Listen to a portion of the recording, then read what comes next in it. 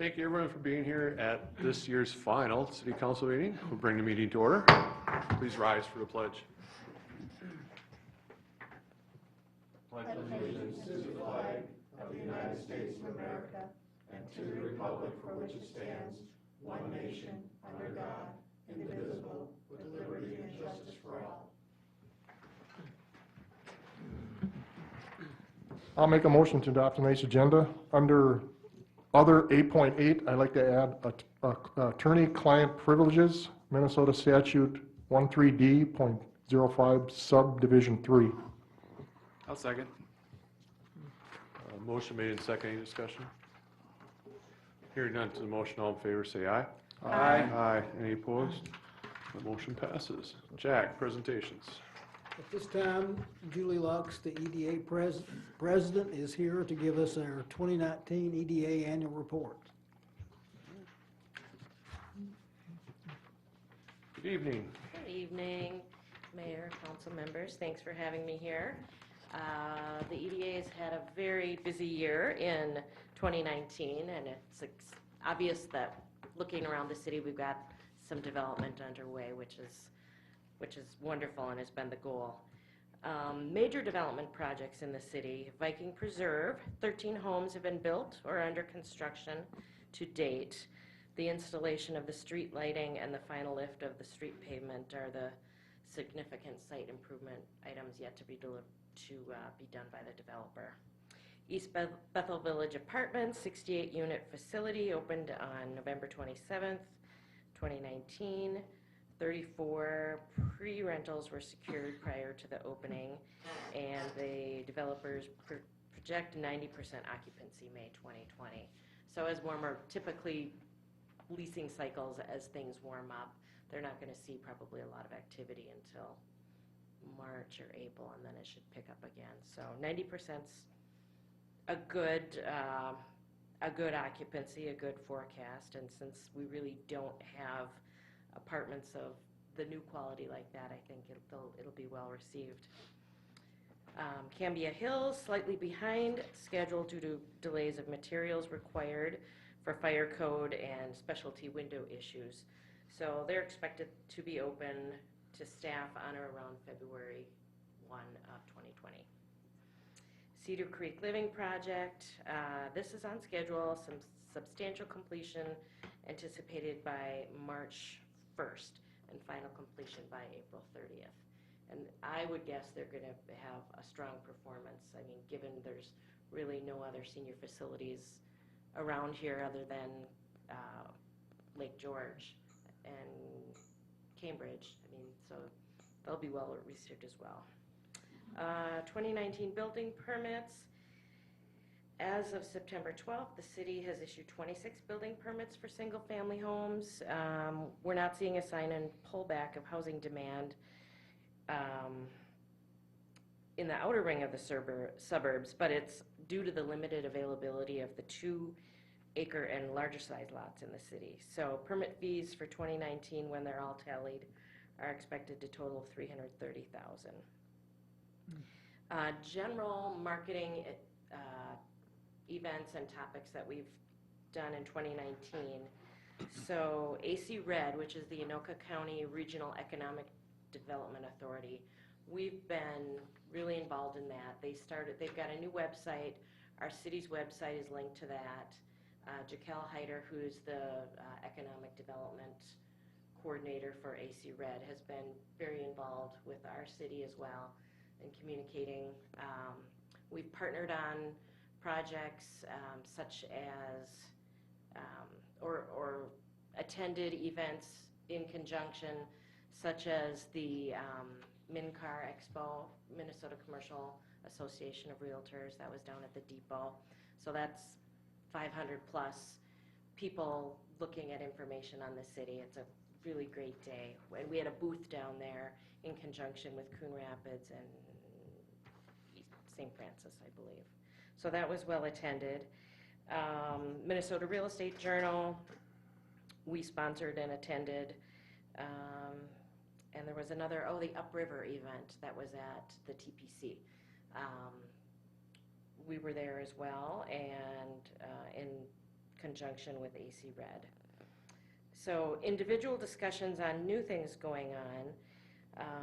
There's a proposal for a self-storage unit at the northwest corner of Highway 65 and 221st, but the current and proposed zoning, that use may not be consistent with our 2040 comp plan. So just letting them know that's not a guarantee of approval at the submission of the application. Continuing discussions with a developer interested in a project on the east side of Highway 65, north of 187th Lane, and negotiations are ongoing for that. Continue discussions with the developer for Prairie Pine subdivisions to find alternative solutions for the access issues for this development. And the EDA's been involved with the Anoka County Economic Development Department relating to the exclusion of East Bethel from a tech corridor. So at the Upriver event, there was a discussion about this new tech corridor. So there's a major fiber run right down 35. So, and everything spurs off of that. So they're focusing on some counties in, so Washington County and Anoka County. So they had a big presentation about positioning this area as an attractive use for data centers and people who need a lot of fiber and a lot of bandwidth to come in. We were not included in that. We invited them. This was Jaquel Heider and Bruce Saylor from Connexus Energy. So we invited them, Economic EDA invited them back to speak to us about that. They were here a couple weeks ago, and I think they can help us provide some options. I'm not super clear on the technical part, but we're far enough away from this major pipeline that we need to focus on what we have here, and that's a goal that I personally would like to continue in 2020. In 2018 and part of 2019, we had a BRE, Business Retention and Expansion Program, and broadband was one of the components of that. But Jack's going to follow up and check on where that was left, because I really think we need to pick that up again and see how we can provide services, how we can work with these providers to get better connectivity within the city. So that's one of our main goals. What else? EDA and staff were working with the owners of the property at 209th and Ulysses regarding their plans for a commercial residential project. This will be determined by the availability of utilities, public or private. So we're going to have a follow-up meeting with this group next month. So we've met with the new owner. EDA and staff have met with the new owner of the 60-acre site purchased from Viking Meadows. So conversations, we've seen some site plans. Conversations with the owner have focused on his plans for the property, public utility needs, and access. And those discussions continue. EDA and staff have discussed a project with a tri-state convenience store chain regarding available sites in East Bethel. So this party has a high level of interest locating somewhere within our city. So City Council approved a feasibility study for the provision of limited water and sewer service along Highway 65 between 205th and 221st. So the city engineer completed the study and presented the results to council at the December work meeting. And lastly, staff and EDA have been working with You Pull Our Hearts to improve their Highway 65 access entrance, and they have received guidance and direction for their proposed parking and expansion development. Any questions, Mayor or Council, on anything that's happened? Any question for through Julie today? EDA? I just have one. You were mentioning the senior housing was going to be done on April 30th.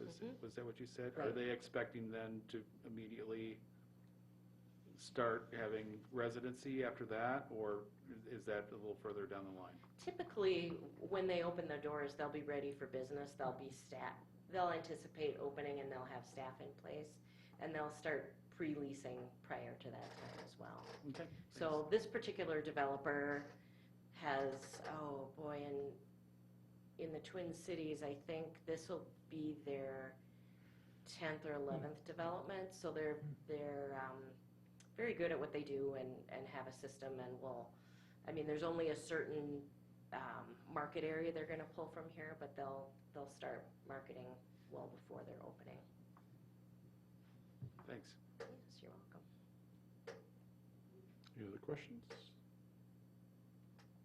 All right. Okay. Thank you very much. Merry Christmas, Merry everybody. Christmas. On to our sheriff's report.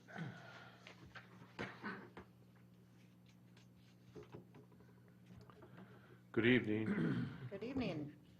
Kind of a light report for the month of November, We but like those. it's okay. Custodial arrests and significant events, DWI. There were a total of 4 DWI arrests in November.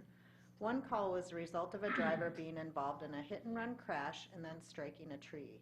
The lone male driver was breathing but unresponsive and possibly overdosing on a narcotic. The male was transported to the hospital and a warrant was obtained for a blood test. The male had struck a parked vehicle and a tree. The second arrest was the result of driving driving conduct where the vehicle was swerving within its lane and struck the cement median while turning onto Viking Boulevard. Just doesn't read as well as I thought it did when I wrote it. The female driver tested at a 0.15 blood alcohol content. The last 2 arrests occurred on the same night, approximately 1 hour apart. Both drivers were stopped for driving conduct, and both advised they had been at a birthday party in Isanti. We are assuming it was the same party. One driver tested at a 0.17 and one tested at a 0.11 blood alcohol content. There were not any other significant events that occurred in East Bethel during the month of November. Calls for service for November were 541, with a year-to-date total of 5,718.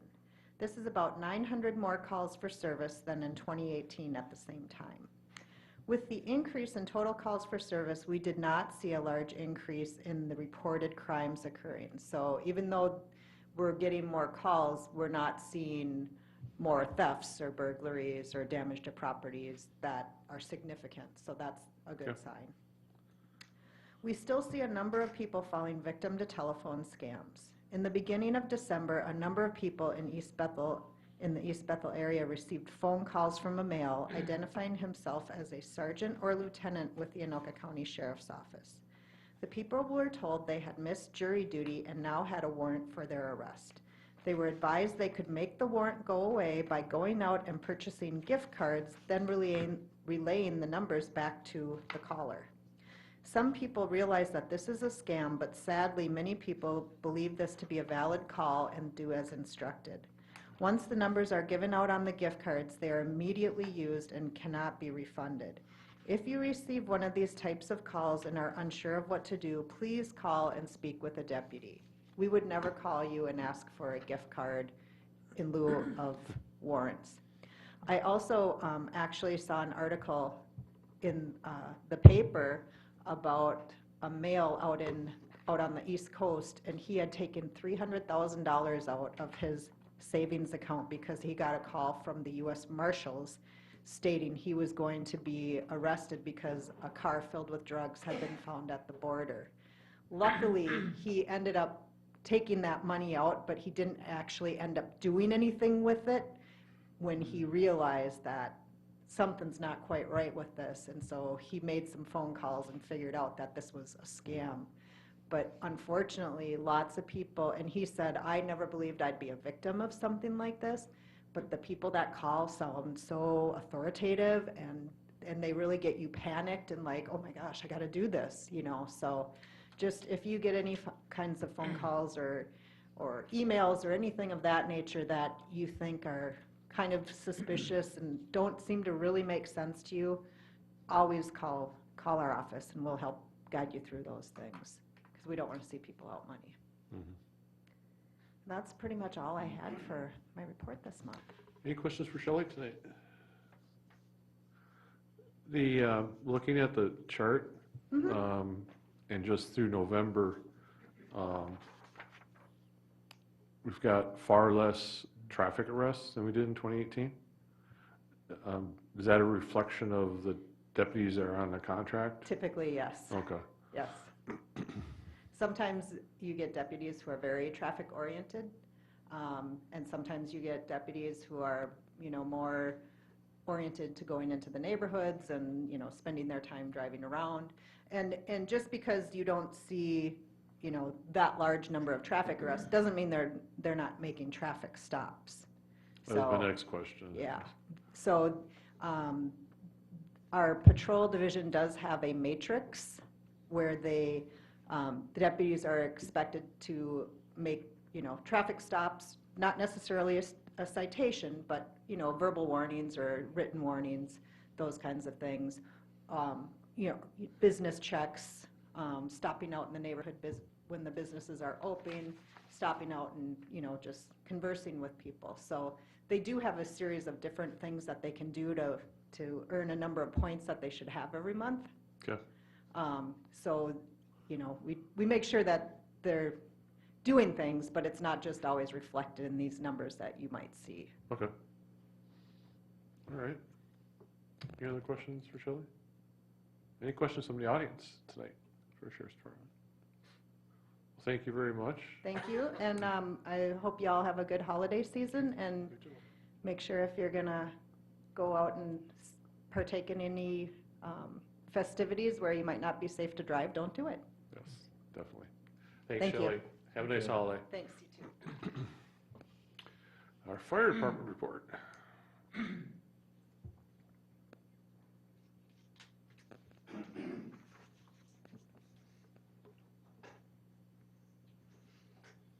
Good evening. Good evening, Mayor and Council. Bring to you the November report. In November, we answered 58 calls. Of those 58 calls, 39 were medical related. There were 6 vehicle accidents, 4 various smoke alarms and CO alarms, 1 vehicle fire that was our snowmobile fire. We had different types of, we had 4 different types of fires. We even had a grass fire in November. Only had 1 call of illegal burning, and then we had 3 in the miscellaneous category. We did help Bethel out, City of Bethel, with a house fire in the middle of the month during the day. To date, or as of right now, we've answered 669 calls. Last year was 633 calls, which was our previous record. So we anticipate that we'll have an 8% increase in calls. What's interesting about this year, though, is we didn't have as many grass fires as we usually have, and we didn't have as many storm-related calls as we usually have. So, the calls continue to grow. We do have our pancake or waffle breakfast coming up the end of January, so you're going to be hearing a lot about that again. And we'll be passing out flyers here after the first of the year. So, can I answer any questions? Any questions for Chief tonight? We're getting off too easy. I Any know. questions from the audience? Yeah, but we didn't accept it. All right. All right, have a right. great holiday, and let's all be safe. Yeah, you too, Mark. Thanks, Mark. Okay, on the consent agenda. I'll make a motion to adopt tonight's consent agenda. Second. Motion made, second, any discussion? Hearing none, to the motion, all in favor say aye. Aye. Aye. Any opposed? That motion passes. Looks like there's no new business. Department report, city administrator. Item 7G1, proposed 2020 fee schedule. Staff reviews the city fee schedule annually in order to ensure that those charges are sufficient to cover the cost of providing the service. These fees assure that only those that benefit are charged for the services, and that the general public is not subsidizing the permit process. Staff has reviewed and updated the attached fee schedule for 2020. Changes from the previous versions are noted in red. Recommended utility operations fees reflect increases in our operating cost and Met Council flow charges. Tier adjustments are recommended to closer approximate the consumption of lower volume users and provide a lower rate for these customers. Recommended planning and zoning fee changes are proposed to equalize costs for similar inspection activities within this department. Proposed escrow increases are offered to ensure that there are adequate funds to cover legal and engineering consultation and that the work is completed by the permit holder. Currently, there are instances where it's less expensive to forfeit the escrow fee than it is to perform the work. Adoption of the new escrow fees would provide financial incentives primarily for the completion of driveway and seeding and sodding requirements for both new and code-required work. All escrow fees not required for the project are returned to the applicant. In most cases, in IUPs, the entire amount is refunded. Recommended building department fee changes are proposed to adopt the 2015 IBC square foot construction cost for permit valuation determination, to standardize the permit cost for HVAC and siding permits, and increase the mobile home inspection fee to cover the cost of mobile inspections for this item. The City of East Bethel's fees for a $2,000 new single-family home total approximately $3,500, or 1.8% of the construction cost for permits on non-sewer lots, and up to $11,900, or 6% of construction cost for permits on lots served by municipal utilities. Fees are calculated only to cover the cost of the application process, staff review, inspection, and any other associated expense related to rental land use, building and fire code permits. Through November 30th, 2019, expenses in the building department totaled $287,478, and fees received were $312,318. It's projected the end of year 2019 will result in cost of $308,000 and income of $330,000, or a 7.1 difference between income and revenues. From a budgeting standpoint, this represents an acceptable variation between these two items. The proposed 2020 fee schedule was discussed at the December 9, 2019 City Council meeting. This matter was tabled to permit individual council members to confer with city staff regarding the proposed planning and zoning fees. Staff recommends that the council consider adoption of Resolution 2019-63, 2020 fee schedule, and adopt the 2015 IBC valuation schedule. Move for adoption. No, I believe we already made a motion and seconded on this. Oh, I think so, yeah. So it's just been tabled, so we'll reopen discussion on the matter.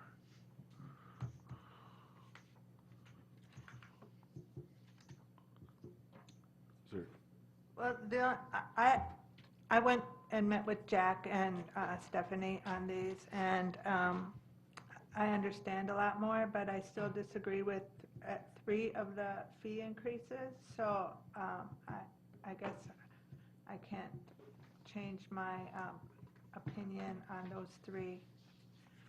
To me, it's a tax increase on our residents, and I'm not going to ever vote for anything like that. Can you explain which ones you're talking about? Yes, the 125% escrow for septic, and the IUP and the variance increases.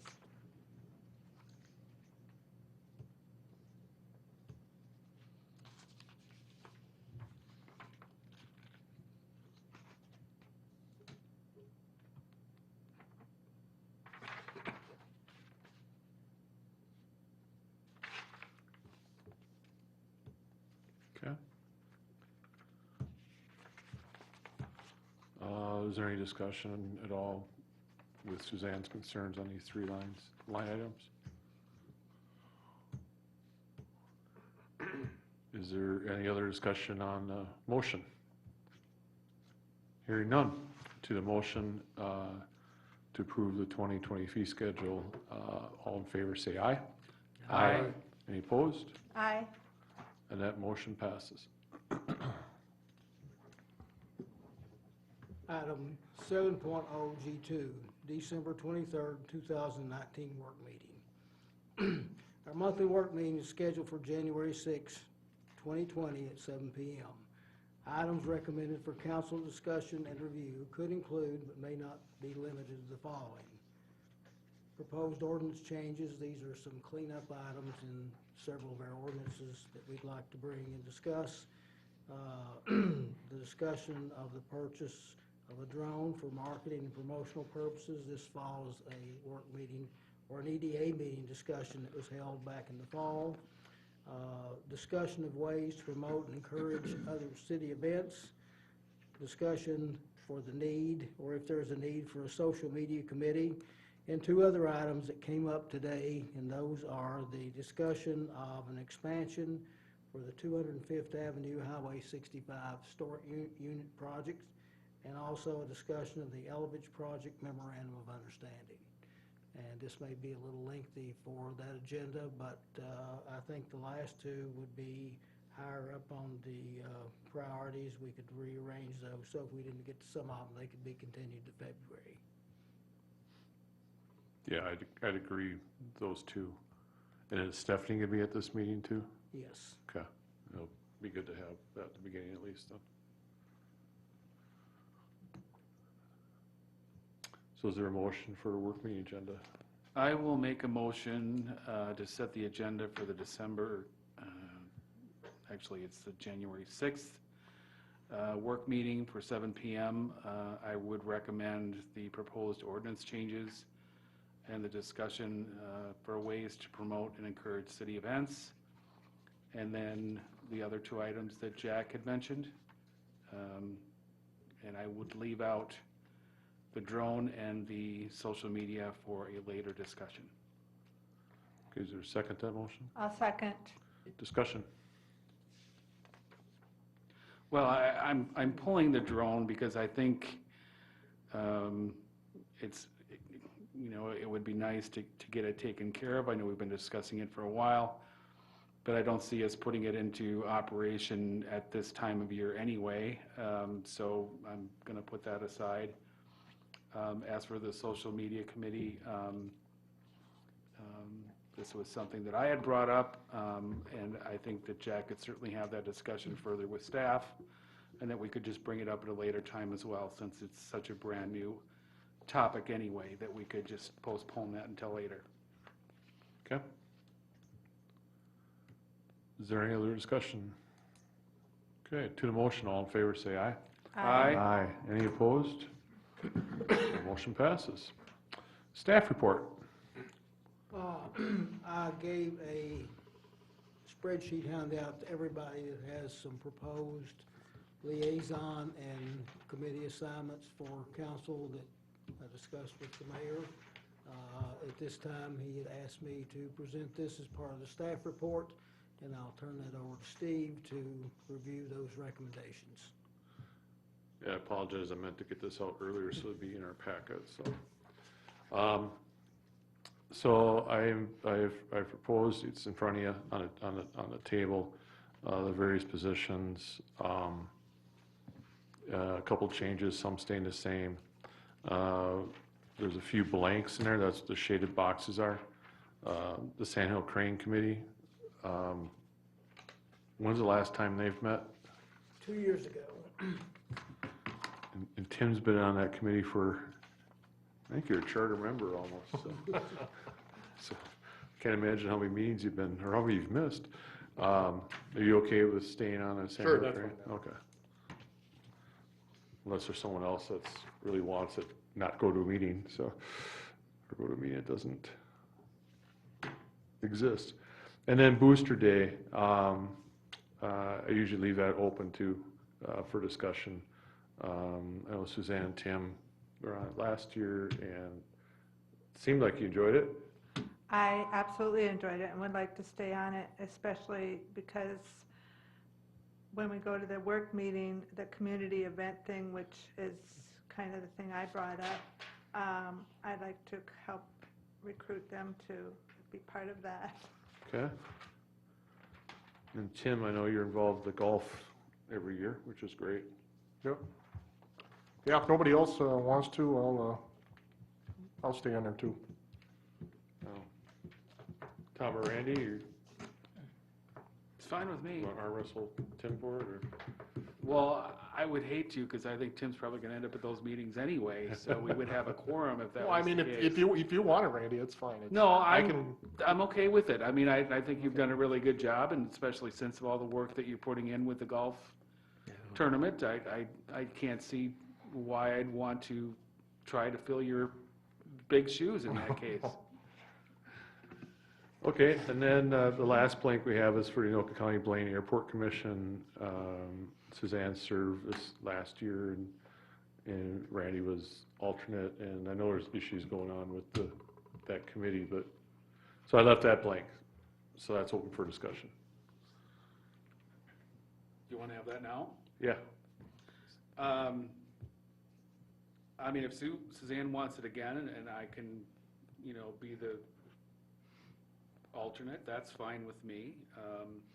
Or I could just do it, that's the other thing that we can do. I know that there's definitely some discussion that needs to happen at the Airport Commission with proposed changes to their, their bylaws and so forth, but I know that the commission is actually looking for a 2-year term from the city council to make that happen, so. Okay. Now, we don't have to follow that 2 years, I'm sure we could just appoint someone Well, every single year, I mean, but that's next what year, that's knowing- what their bylaws say. knowing that, we can just make, if we make an appointment tonight, it's with the understanding it's for 2 years. But I think we can only make annual appointments anyway, so, but this time next year, whoever is appointed this year will just reappoint, so, unless there's an issue, so. So Suzanne, do you want this post? I would like it. I just have to, I missed the last meeting, the meeting before that I was sick, so, but I would like to go to these meetings and learn more about it. I would. Again, if she wants to be our, representative, and I will just be the alternate in case you can't make it, then I'm okay with that. Any other discussion on that? All right, so appointed. Do you know if they set their meeting dates ahead of time, or do we wait a couple weeks in advance to get do they know when their next meeting is right now that I could They've put it scheduled. in my calendar? They've and- scheduled their spring meeting. I think their fall meeting, they're still waiting for, they didn't have a quorum at the last meeting, so they really couldn't set up an extra meeting in the fall. So I know they had planned to do it. They have a date set for spring, and then they'll continue when they're gonna do it then in the fall. So I know they have some things that they're talking about doing. They're talking about, maybe having an open house day where they kind of meet all of having tours and, showing the airport commission, all of the, the current occupants of, the pilots who are currently, renting space there. So they're looking at some other ideas as well, too. So it could be very exciting, but again, I would like for us to be involved, at least to, keep us in the connection, so. Okay. Okay, So I'll make sure that you have that date, and I will also send you a reminder if, when that's coming closer, so that we can coordinate when that's gonna happen. Thank you. I will forward that to you also. I'll get a notification on that, so we'll make sure and let you know. Thank you. I have to get my city email back on my phone, and that'll help me too. And then we have 2 citizen appointments to the Upper Rum Water Management Organization and the Sunrise River WMO. Have we conferred with these Yes. appointments that they want to be reappointed for 20? Correct. Okay, good. Any other discussion, questions, concerns on the appointments for next year? I actually have a question. Do city council members, are one of us assigned to go to those Upper Rum River and Did I miss it? Yeah, that's Oh, the, that's the watershed, never mind, okay. yeah, the watershed's I missed Tim's it. appointed Still from the Tim, city. okay.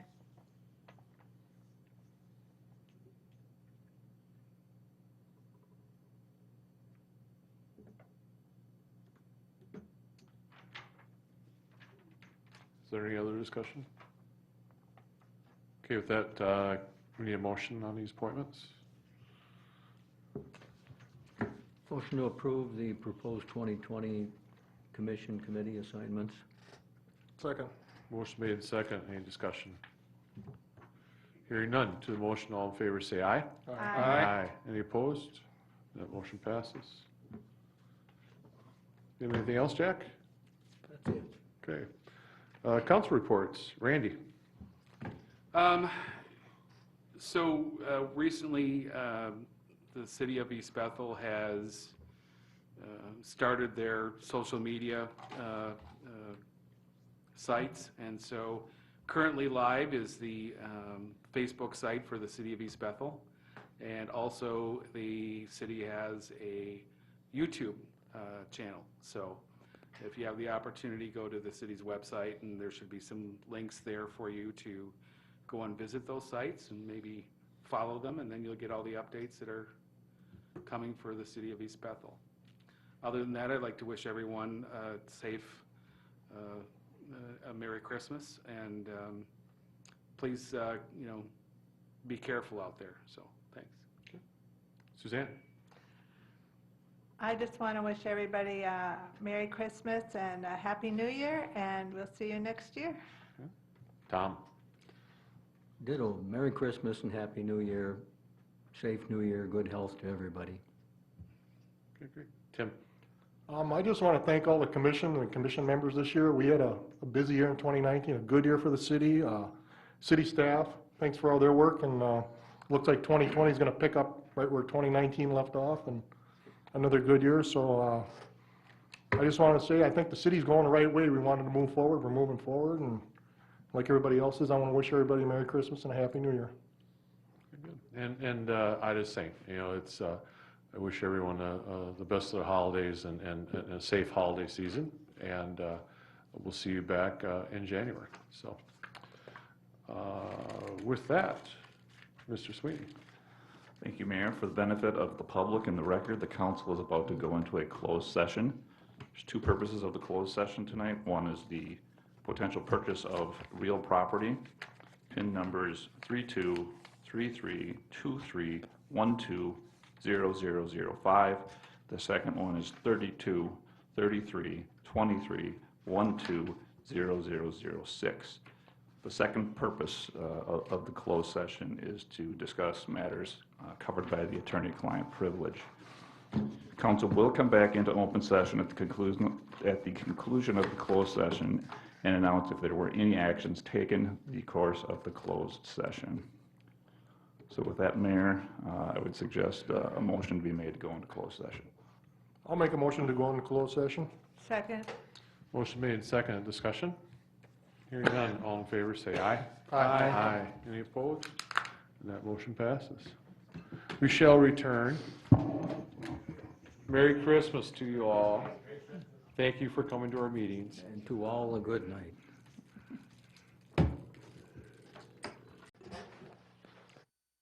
Sweeney. Thank you, Mr. Mayor. For the benefit of the record and the public, we note that the council is now back in open session after having concluded a closed session. Closed session was attended by the entire council, Jack Davis and myself. A portion of the closed session was tape recorded. The closed session topics were something covered by the attorney-client privilege and the potential purchase of acquisition of real property, PIN 323323120005 and 323323120006. No formal action was taken. Okay. With that, I'll make a motion to adjourn for the year. Second. motion made and second. Any discussion? Hearing none, to the motion, all in favor say aye. Aye. Any opposed? That motion passes. Our last meeting of the year is adjourned.